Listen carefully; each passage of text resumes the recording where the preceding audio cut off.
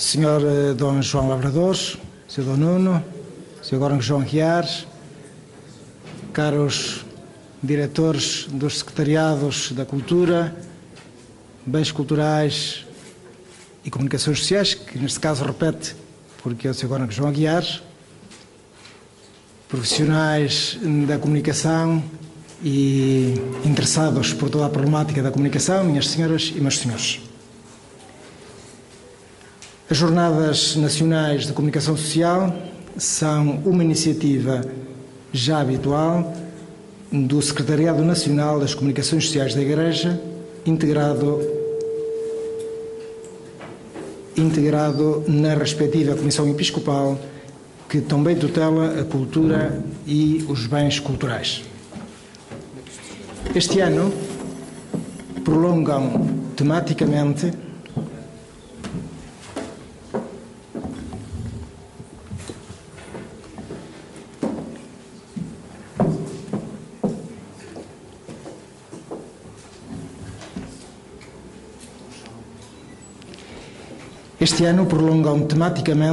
a reflexão sugerida pela mensagem para o 46º Dia Mundial das Comunicações Sociais de Bento XVI.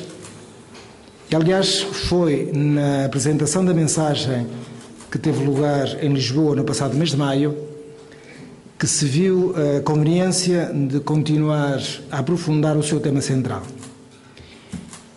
E o seu tema central sintetiza-se numa palavra: silêncio.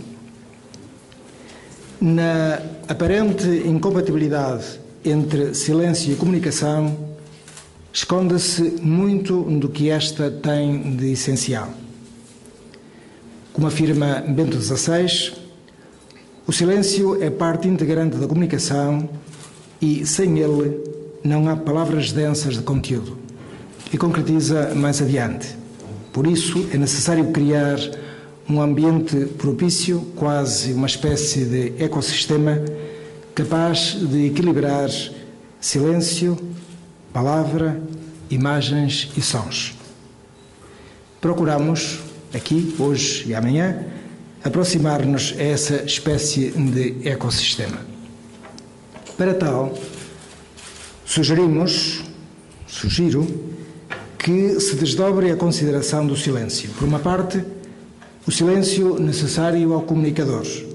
Por outra, os silêncios impostos ao comunicador. Os que, responsável e livremente, ele próprio assume como exigência da verdadeira qualidade do exercício da comunicação, e os que, de uma ou outra forma, lhe são impostos desde fora. A estes chamamos, especialmente ao último, silenciamentos.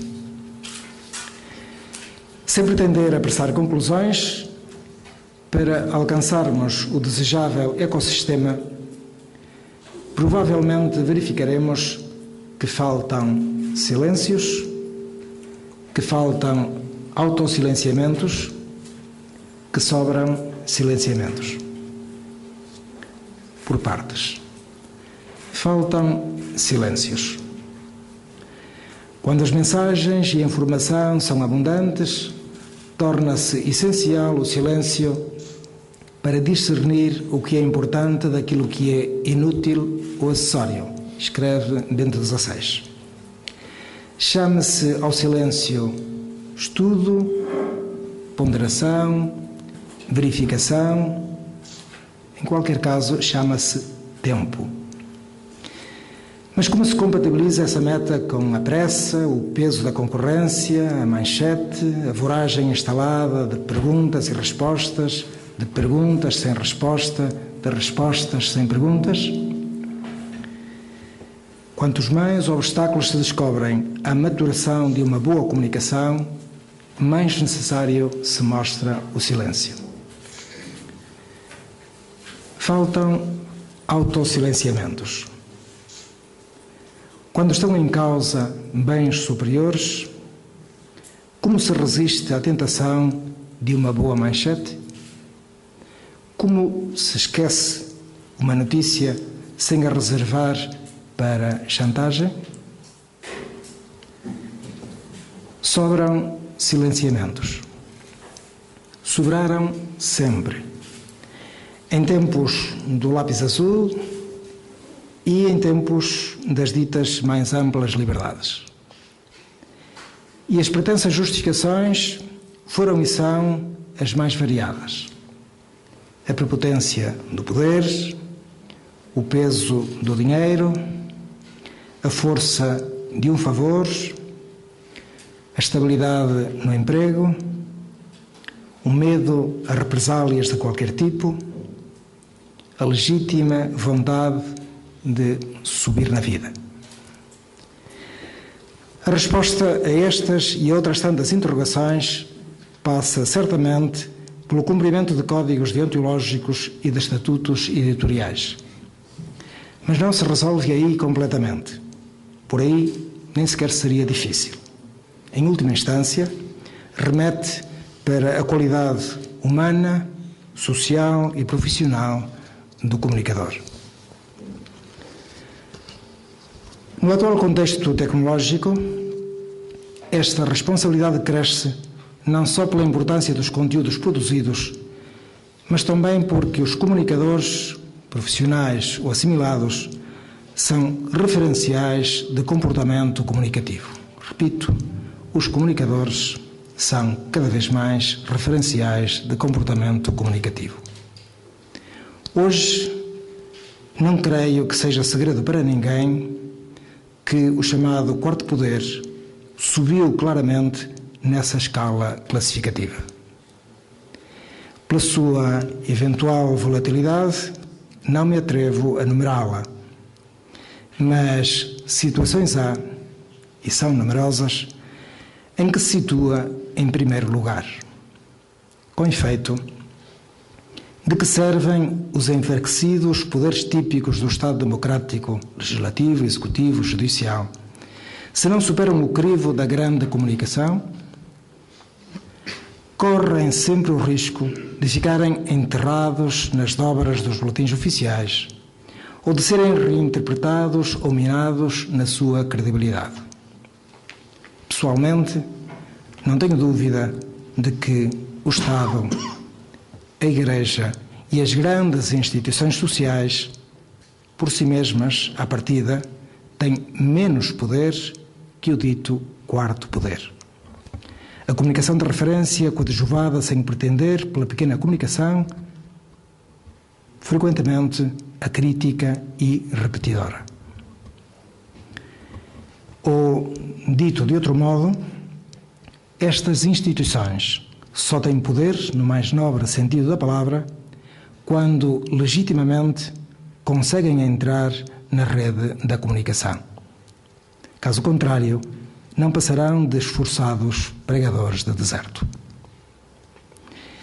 Por outra parte, se no ano de 1971 a Instrução Pastoral Communio et Progressio, publicada por mandato do Concílio Vaticano II, de que começamos a celebrar proximamente os 50 anos da sua abertura, se esta Instrução Pastoral podia afirmar que os meios de comunicação são uma espécie de praça pública onde se trocam impressões espontaneamente, se em 1971 se podia, com razão, dizer isto, que diria hoje? As redes sociais estão abertas a todos, a toda a hora, com cobertura a escala global. Hoje, qualquer aprendiz de comunicador tem acesso a mais e melhores recursos tecnológicos que o bom profissional dos anos 70.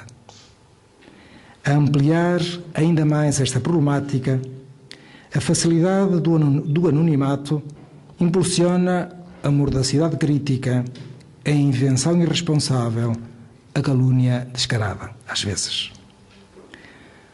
Além disso, a progressiva alteração do paradigma comportamental que privilegia o parecer na tentativa de esconder a penúria do ser, empurra para um demolidor nudismo informativo. Este panorama, que obviamente tem também enormes virtualidades, não pode arrastar o comunicador responsável, seja nas redes sociais, seja nos meios mais convencionais. Pelo contrário, como afirmávamos atrás, deve responsabilizá-lo. Necessita ganhar a batalha do silêncio e, no mínimo, sobreviver ao risco ou à ameaça dos silenciamentos. Caso contrário, seria apenas mais um náufrago no extenso oceano das palavras, das imagens e dos sons. Sempre, e particularmente nas situações de grave emergência social como aquela em que vivemos, as empresas de comunicação e os seus profissionais têm uma enorme responsabilidade. Sem pôr em causa a liberdade de expressão e as saudáveis diferenças de opinião, o capricho pessoal não pode sobrepor-se ao bem comum. Num contexto socialmente marcado por uma exaltação crescente, os gestos insuficientemente ponderados podem tornar-se incendiários. Os bombeiros são sempre úteis, os pirómanos sobram sempre. Fica claro que a nossa reflexão não se situa apenas no delimitado mundo do eclesiástico, ou do eclesial, ou do religioso. Pretendemos pensar a comunicação na sua globalidade, sem excluir, obviamente, as aplicações julgadas pertinentes a esse nosso contexto mais imediato. Não falamos para fora para nos escondermos, falamos da comunicação onde também estamos. Antes de terminar, e termino já, quero deixar o meu agradecimento à Congregação do Verbo Divino que nos acolhe, ao Secretariado Nacional das Comunicações Sociais da Igreja que organiza estas jornadas, aos conferencistas e colaboradores que amavelmente aceitaram o nosso convite para nos enriquecerem com a sua reflexão, a todos os nossos participantes.